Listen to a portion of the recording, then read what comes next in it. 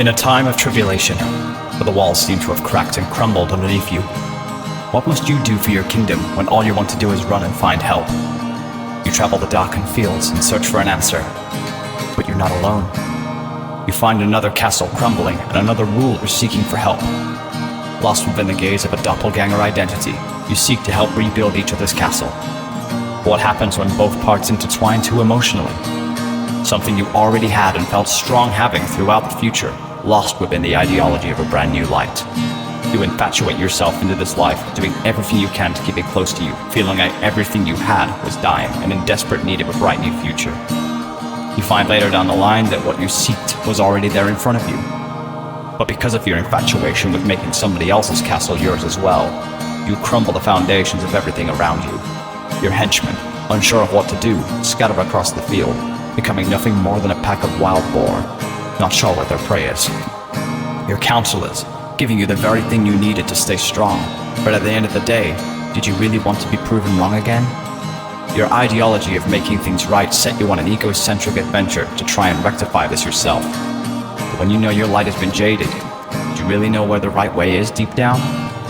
You meet at a crossing point, where everyone around you is trying to fix things without their ruler, creating a new empire for themselves, but can only find so much wrong with it when they realize they were the very thing that kept the castle going.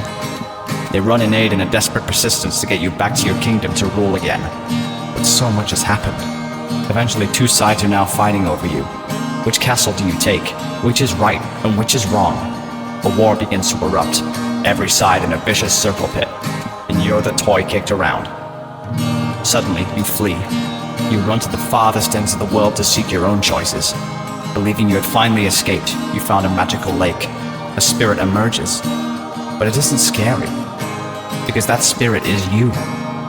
Trying to talk to yourself, trying to find the things that went wrong, the things that went right. Oh, how you yearn for your life to be back the way it used to be, where your kingdom stood tall, and in the event of your bricks crumbling, acting upon this as quickly as possible, instead of running for an unpursuable dream. The realization, the epiphany, the very things around you already building back the past for themselves. You are given the most powerful sword you've ever seen. A magical weapon that when pushed into the ground and into the belly of the beast, turns everything back to the way it was.